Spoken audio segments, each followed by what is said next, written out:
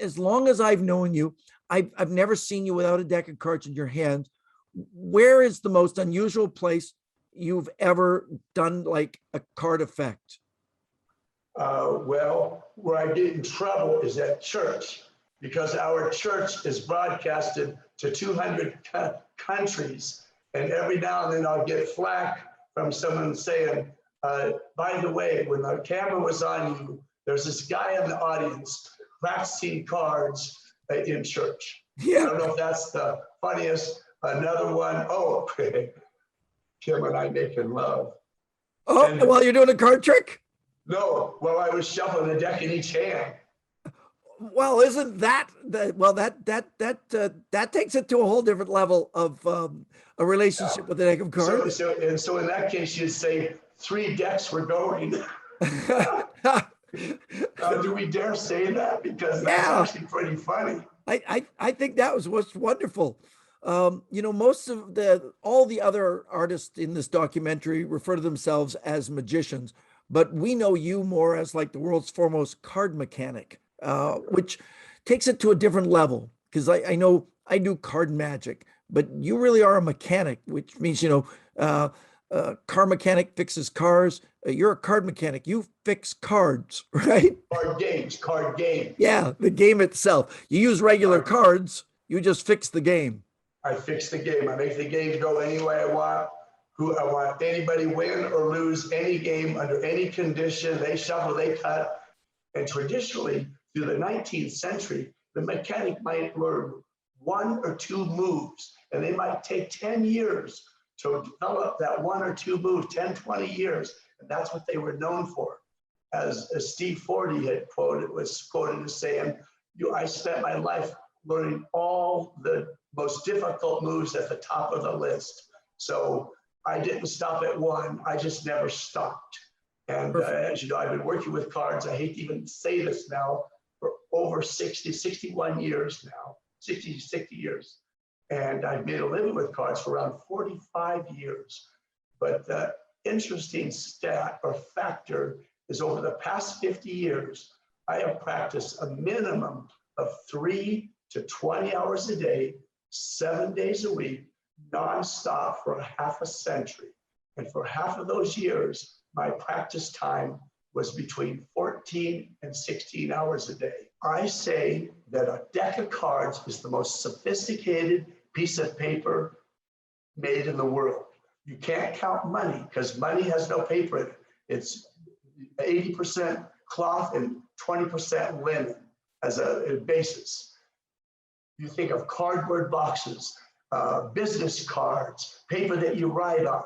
All of those have a certain level of quality, and there's different qualities of paper that you write on, different quality of cardboard boxes.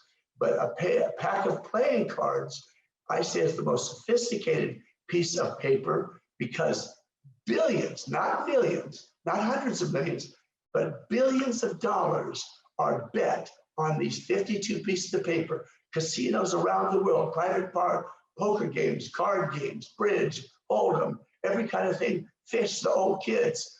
So they have to meet up to a certain level of specifications to prevent what are called advantaged players.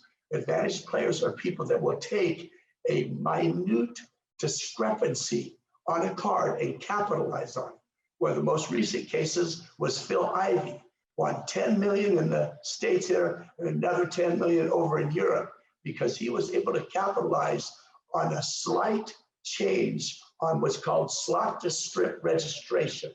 That is the edge, like the border. It was a little bit narrow on one side than the other. I won't get into the details, but my point is that the thing that you and I play with, is the most sophisticated piece of paper on the planet.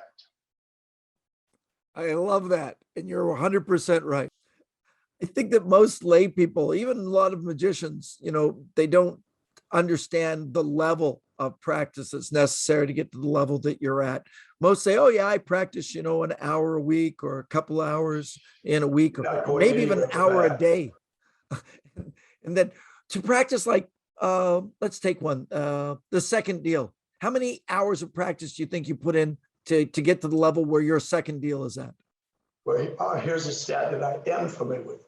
My second deal, I have done in front of a live audience right at the 5 million. I've done 5 million second deals in front of a live audience. Wow. Okay. I have done over 200 million second deals. During my life, I have done over 200 million.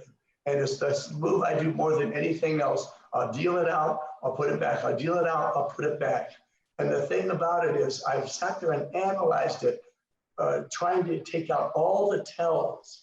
And the particular second deal that Vernon actually named the Turner Sweep second, to do that second deal, when I'm doing this, we have a slow motion camera that have measured it.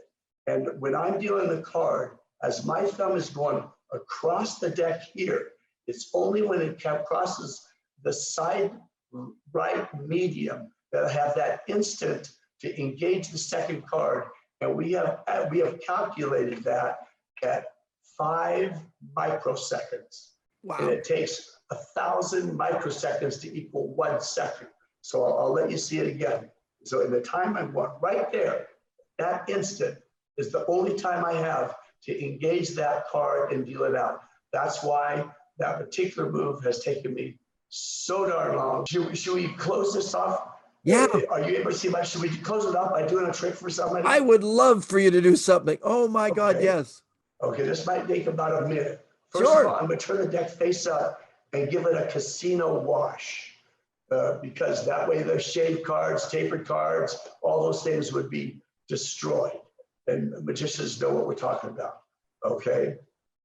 And I'll give it a few casino shuffles. And of course, I've been sitting here shuffling them dozens of times while we've been talking. Now, so you don't think I'm forcing, I'm just gonna start pushing cards off to the side and you just tell me when to stop. Stop.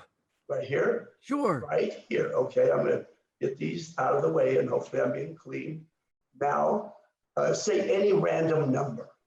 5? 5. 1, 2, 3, 4, 5. Now, do you want to stay with 5 or do you want to go further? Your choice. I think it's perfect. 5.